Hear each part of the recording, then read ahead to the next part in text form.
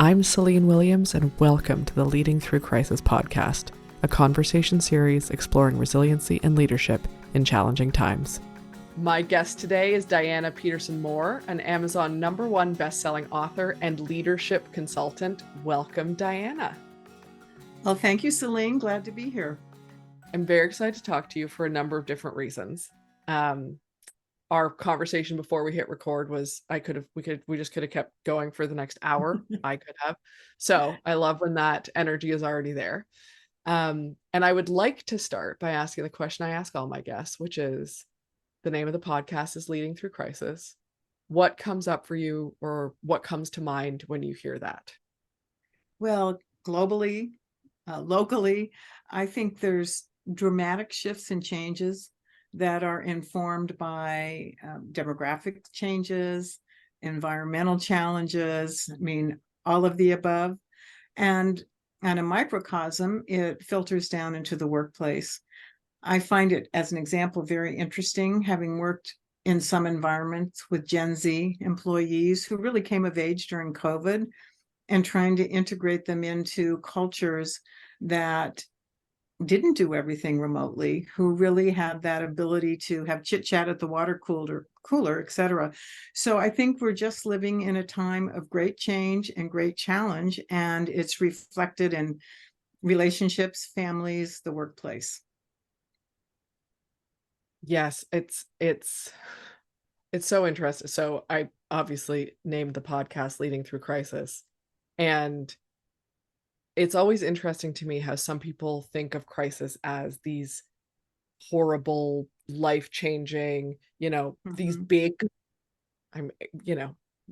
whatever our version of big moments are, and how some people are like, crisis is just change. Like it's all those changes. It's your perspective on it is really if it's a crisis or not, because change brings it up. And it sounds to me like you're more in the camp of like, these are changes that from some people's perspective are crises, and from some people's perspective are things that you just deal with because it's change.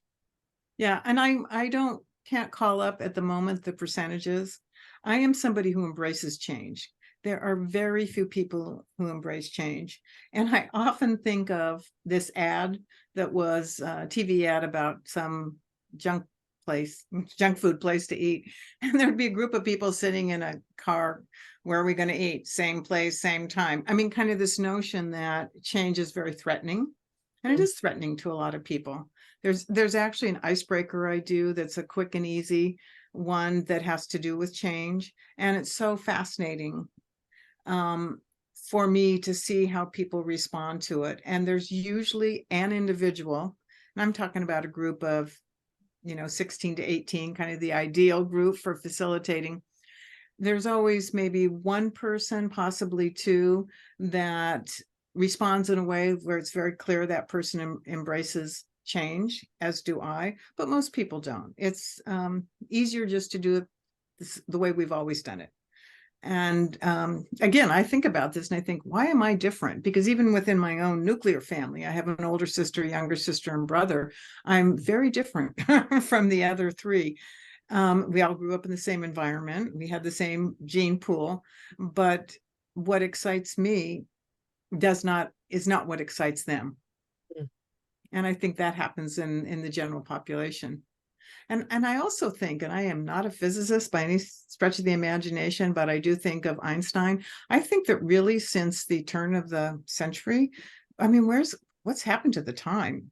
I can kind of think of by decade what happened prior to, then all of a sudden it was Y2K, and oh my God, it's 2023. It's 23 years later. So I don't know, again, from a physics standpoint, and maybe time really is speeding up. So I heard an interesting theory about the experience of time, which, and I just want to say, I am also someone who tends to be on the side of embracing change. I think things changing is really interesting, and I'm very curious when stuff's coming up. Even if I'm like, oh, I don't know if I like that, I'm more curious about it than fearful of it.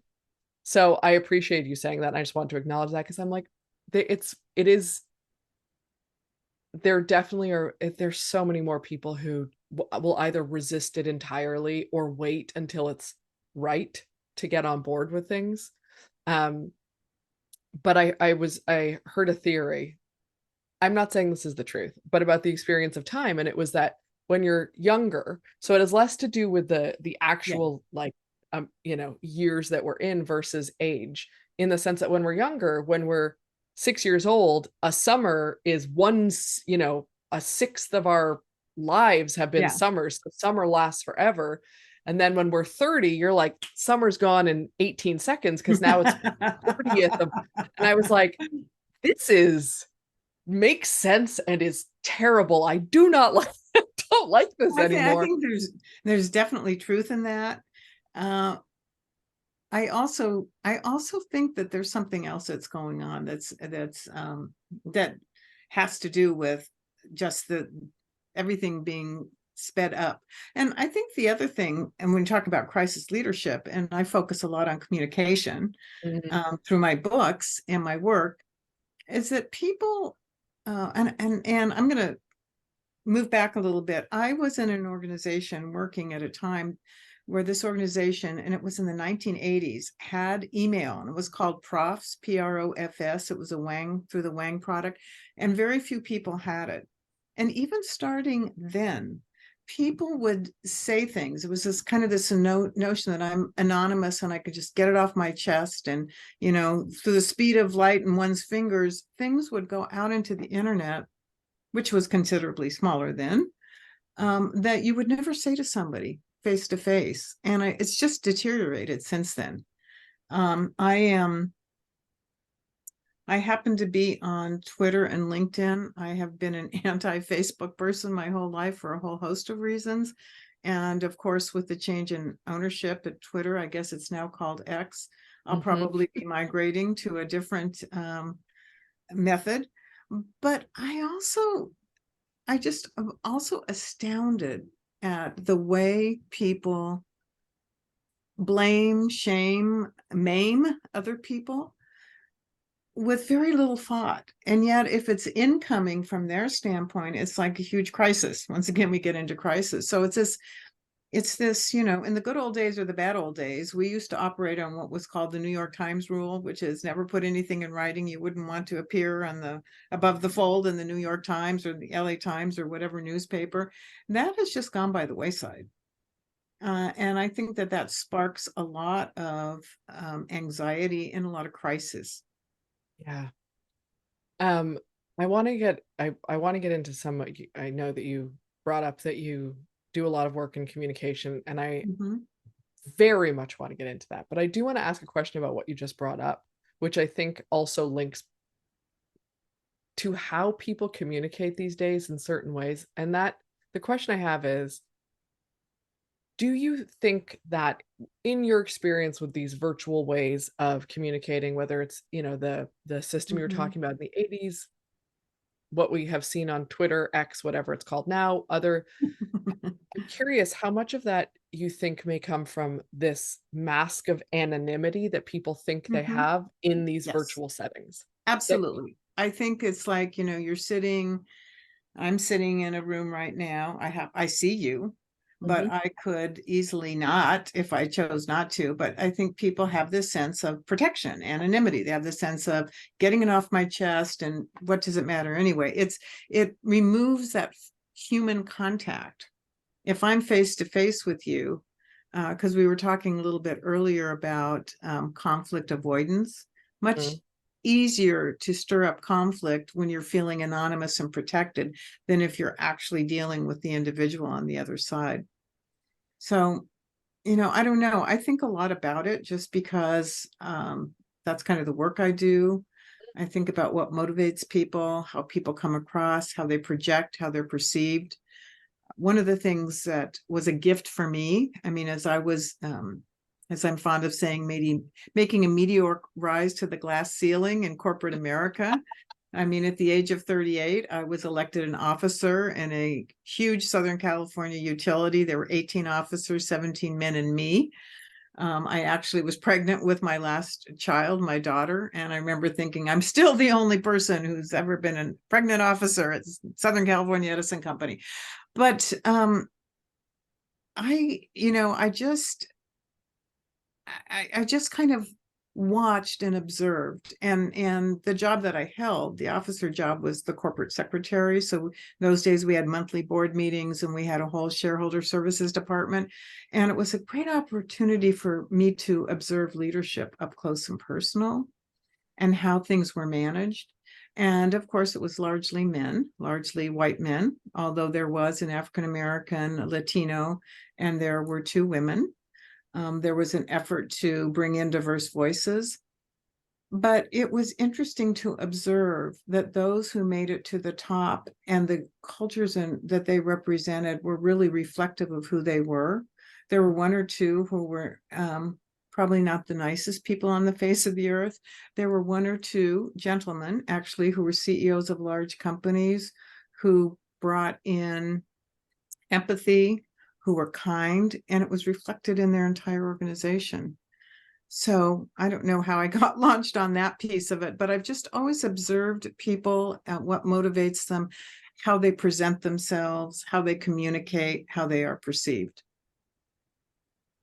What a great segue into, you know, what you brought up about communication, and you also mentioned conflict, two of my favorite topics, by the way, so I'm extremely excited about this. Um, I am I'm going to start with conflict because I think that it is besides a contentious topic, which is kind of makes sense for conflict. Um, I think what you mentioned around, if people have that veil of anonymity, they feel they can stir up conflict. Mhm. I think the flip side of that, in what I've observed, is that without that veil of anonymity, people panic when conflict is there, and Mhm. they either of try and avoid it entirely. So everything's okay, everything's going to be okay. They kind of do this like patting down, don't worry about it. Or they try and find the one answer that everyone is going to be happy with, like there is some one answer to whatever's going on. And I'm curious um, how you have how you have seen this show up, dealt with it, what you've learned about it. I know we were talking about managing conflict versus resolving conflict a little Yes. bit, Yeah. which I just think it's such a tough thing for people to wrap their brains around because Yeah. it's Well, bad, isn't it? I, Conflict's I would always say, bad. Celine, in the kind of work that you and I do, there really are two schools of thoughts about conflict. You either resolve or you manage. I come from the school that you manage, you don't resolve, because I think conflicts are based on values, history, culture. I mean, we all bring our little suitcase and our baggage with us wherever we go. Mm, And certainly you're not going to resolve them, but you can manage to the win-win.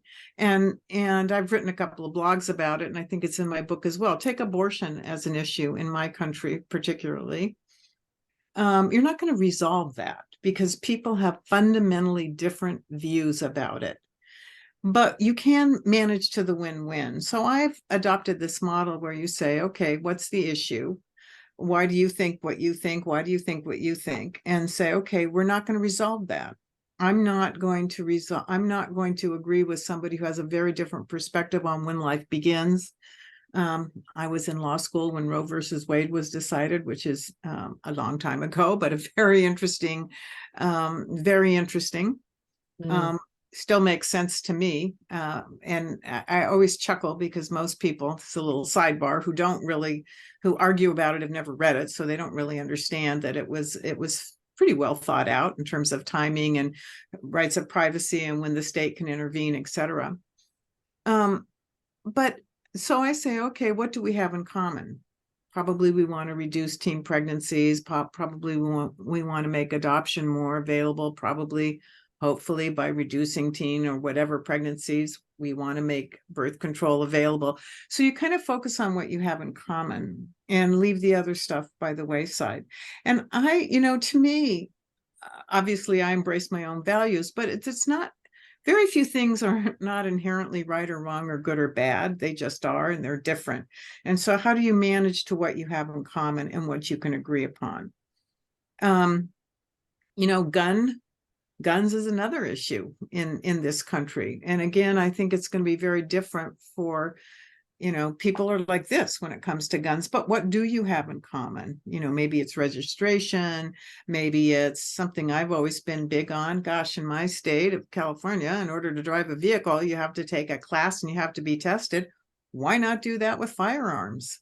And by the way, why not incorporate the NRA in and have them be certified in giving these classes? I mean, there's just ways of bringing people together to solve problems if the desire is there. And it's not always there, as you point out. I think people are on some level conflict first. My favorite example, and this is not a huge conflict, but you know, if I'm facilitating a group, I'll always say, how many of you like to receive performance evaluations? Everybody raises their hand. How many of you like to know what you're not doing well? How many of you like to give performance evaluations? You know, like looking around. And then that question, how many of you like to tell somebody else what they need to improve upon? And maybe there's like nobody or one person raising a hand. And you say, well, you know, you want to know. Why is it that you want to know what's not working so well? Because you want to work on it. Don't you think somebody else wants to hear that? And so there's, I mean, and then what happens when we're not honest about it? And it's not if we're honest, it's how we phrase it. And that's where I get into my whole gestalt on communication and how to communicate effectively. Um, it just builds up, you know, kind of anger. I'm just picked up a client the other day helping someone negotiate a separation package. And this somebody who's been in an organization for 10 plus years, has done remarkable work, and the last performance review was exceed standards. Well, based on what this individual was told when he was separated from the organization, it's like, what?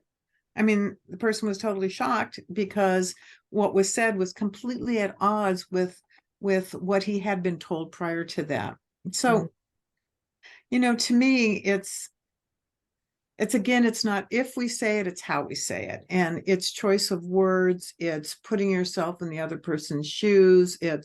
I'm a big one on using I statements and trying to banish you statements to the extent possible. Instead of saying, you didn't understand me, how about, I'm sorry, maybe I didn't explain, let me try it again. I mean, there's just lots of different ways of turning things around and kind of avoiding the opportunity for conflict.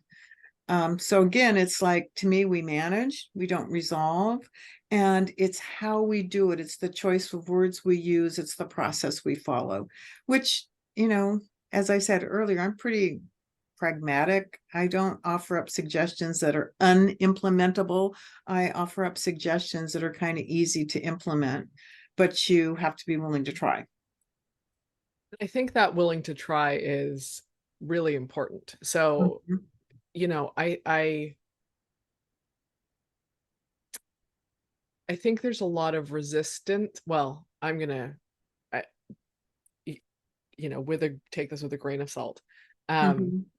but I think that people are often, this is an opinion, I'll fully own it, that people are, when they are resistant to that, when they don't want to change the how.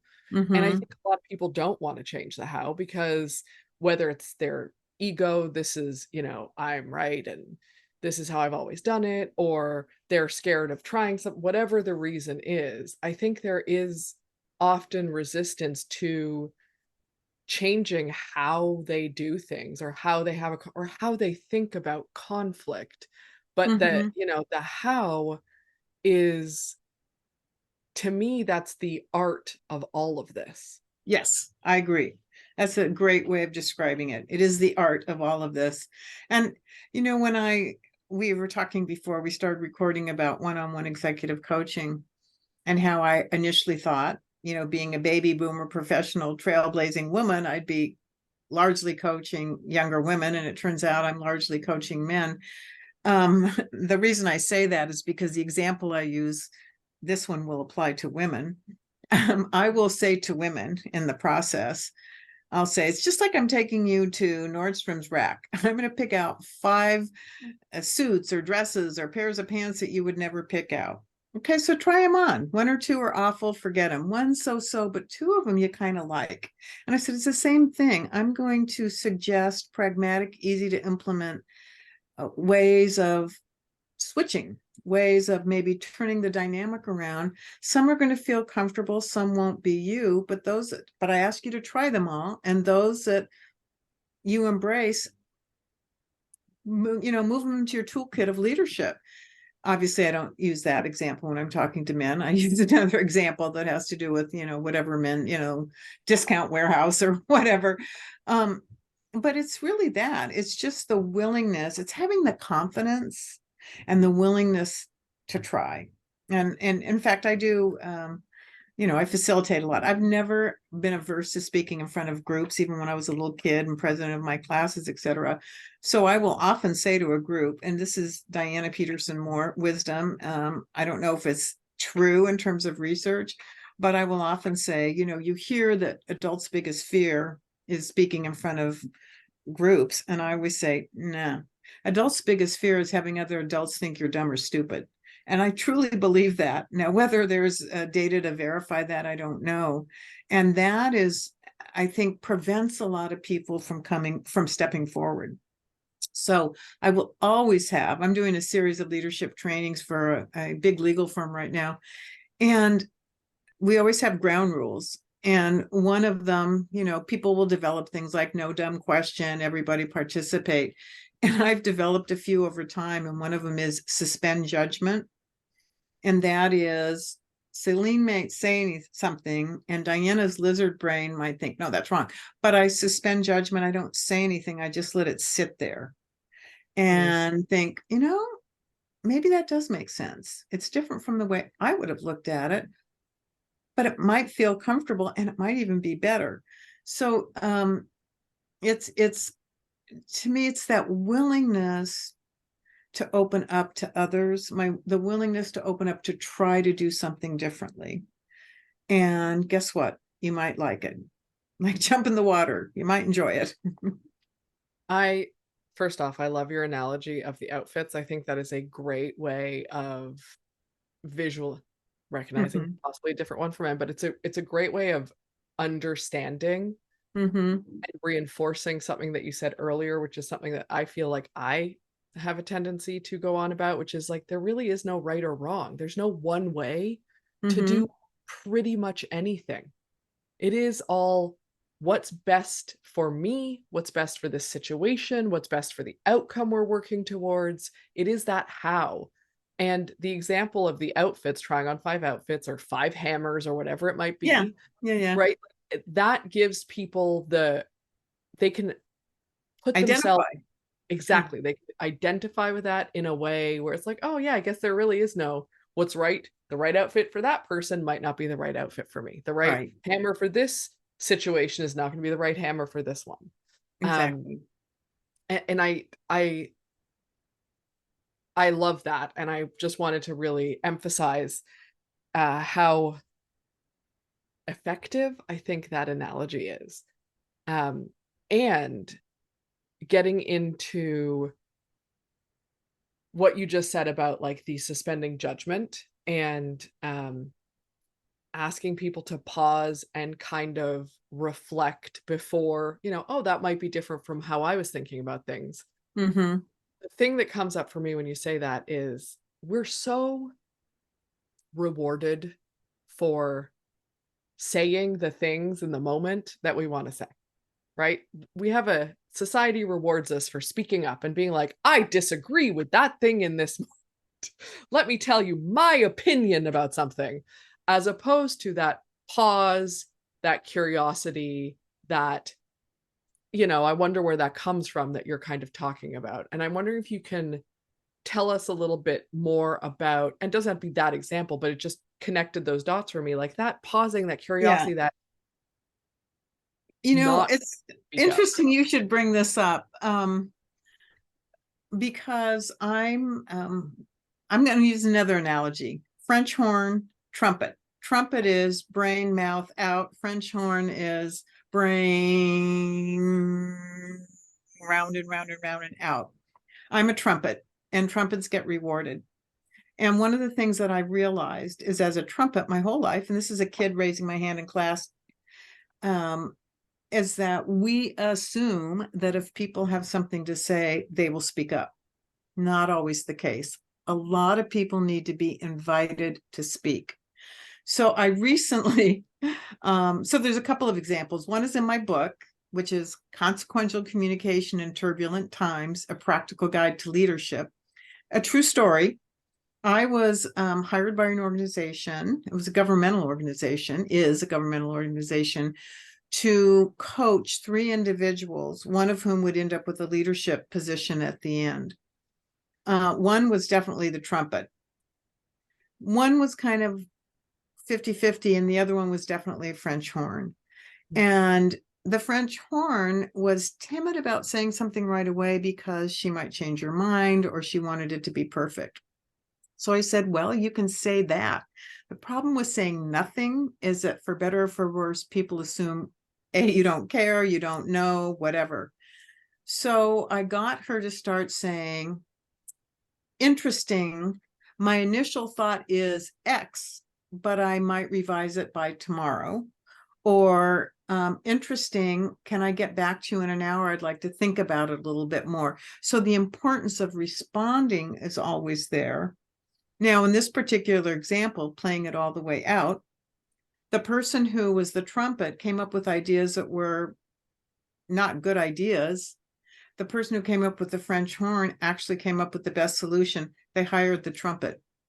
So, I don't know if that's human nature or what it is, because the trumpet probably displayed a certain amount of confidence. So that's one setting then, and I actually have that example in the book. More recently, I was facilitating a large group, and it had to do with the bosses wanted, everybody was working from home. The bosses wanted everybody to come on site, and the, of course, happy solution was hybrid.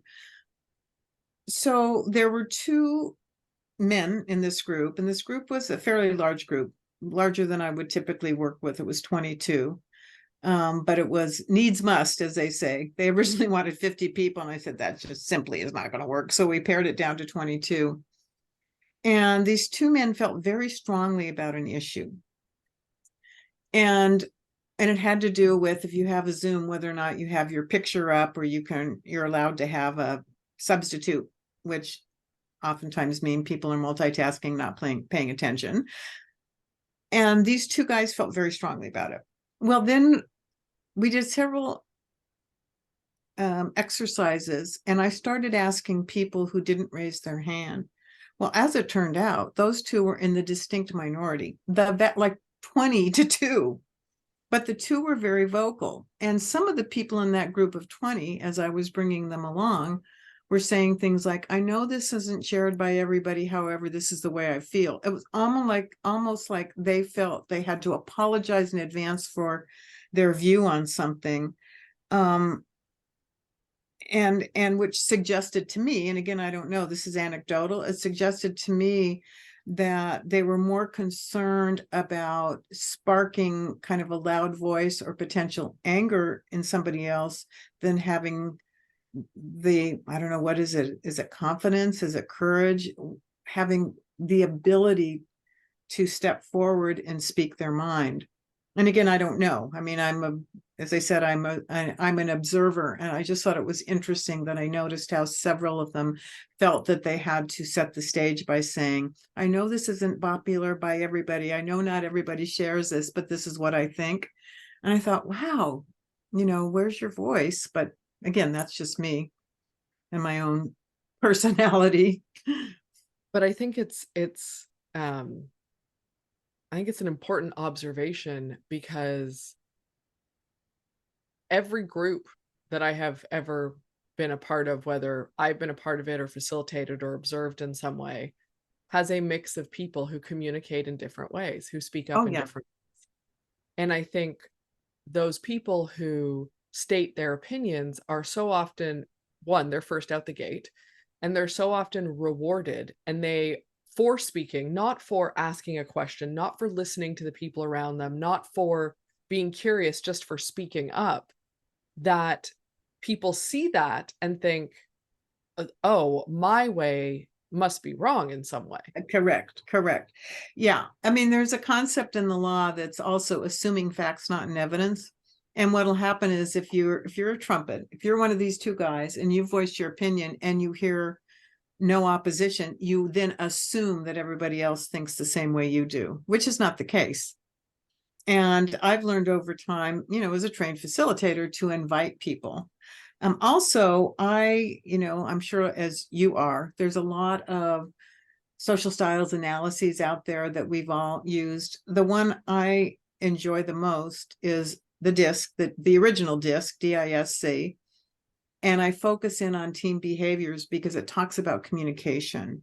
Mm. And that's where people get to see how others perceive them, but so it's kind of a gentle 360, but they also get to pick, there's like a whole list of ways, please communicate with me this way, please don't communicate with me this way. And I always ask them to circle the top 3 to 5 in each category and to share that information with the people they work with.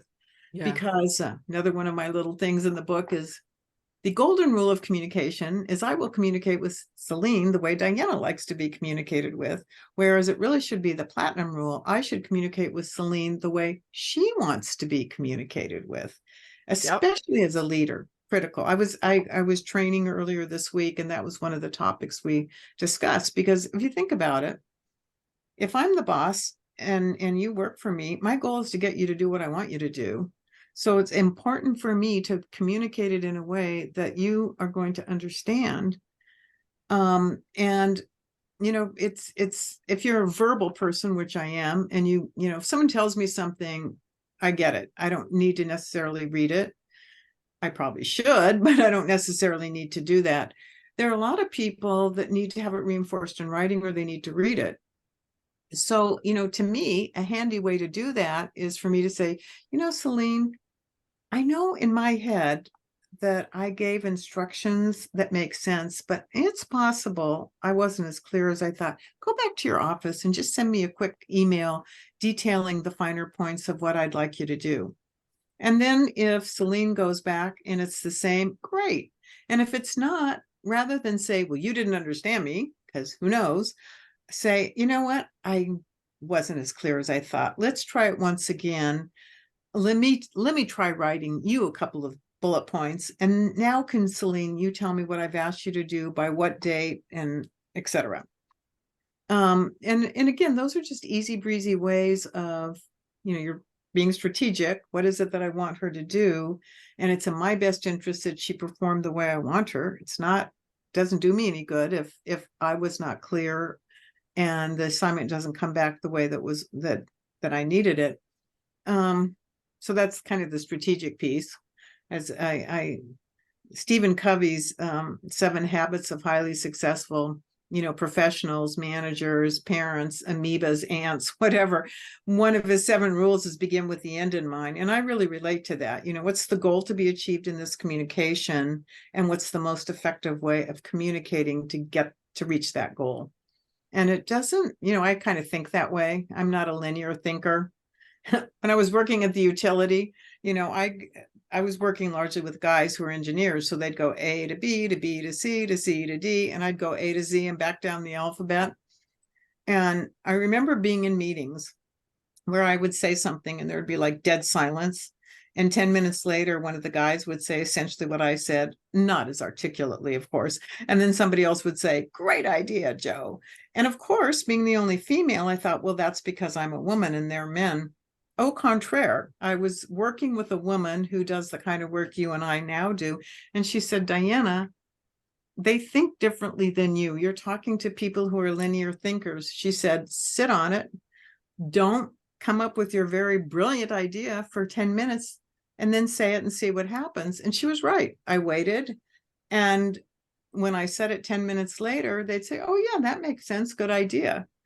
So it was a kind of a process of recognizing that we think differently, we take in information differently, we attack problems differently, we look at conflict differently. Again, not right or wrong or good or bad. How can I, as a leader, accommodate my style to the style of those who report to me to get the most and best out of them. I think it's the most important advice that we can give leaders and that they need to hear. And I Mm-hmm. think also the hardest thing for people to implement sometimes because we are unfortunately all stuck in our own heads. So we think Yes. the way that we communicate or how what we're saying obviously makes sense because we have all the context in our brains, right? Yeah. So it's like, yeah, of course. And it's really tough to for people to adapt to other people, to think about it not from inside our brains where we always are. And I think it's the most important skill, let's call it, that a leader can learn when it comes to communication is to be consistently thinking about the what would the does this person maybe this person doesn't think the same way as me. Maybe they need more information. How can I check this with them? What is a question I could ask, right? You present information. This was a I was talking with someone recently and it was the most basic thing and they were like, I don't think I've ever done that in all my years of leading. Which was like, I'm going to present, this is someone who leads a big team. They present an information and they'd go, "What do you think?" to their team. And their team would be like, "Yeah, sounds great." Every single time. Sounds great. And I was like, "What if you ask a different question? Like, what am I missing? What else Mm-hmm. do I need to know?" What like if Mm-hmm. you so that because if you say, what do you think? You're the leader. Everyone's gonna be like, great, but it's hard to put yourself in that position Yes. sometimes. Yeah. And that gets me to listening, asking, and telling. That leaders do too much telling and not enough listening and asking. And the power of just silently listening and saying, tell me more. I'm thinking this. I'm sure there's a ton of different ways to do it. Who wants to come up with an idea? Or I'll say, who wants to play devil's advocate?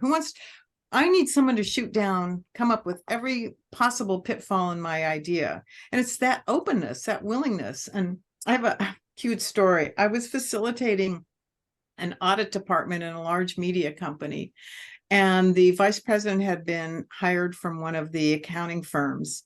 And he was a fish out of water at this accounting firm because he was people oriented and everybody else was kind of da, da, da, da. Yeah.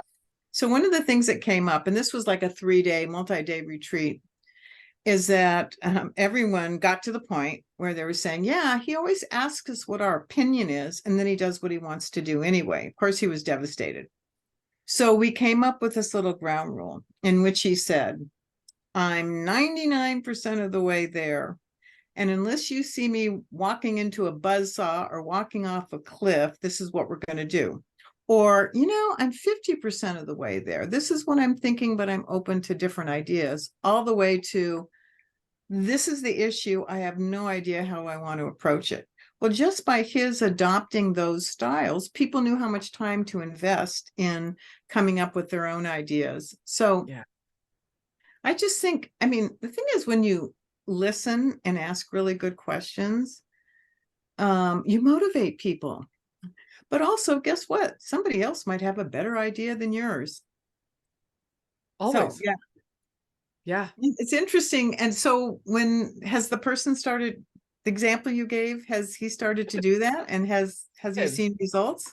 He has, especially when he says, "What am I missing?" He was Uh, like, "Everyone wants to tell me what I'm missing. There's so many." And I'm like, "Yes, because you're inviting them into yes, something. You're saying, yes. I value what you see that I don't see, and then you're going to listen to what they're saying." So, "What am I missing?" was a great. Oh, he was like, "I never would have done that." But it to what you're saying, we love especially when our leaders listen to us, when they Oh, actually pause and listen to us. Like, how validating is that for people?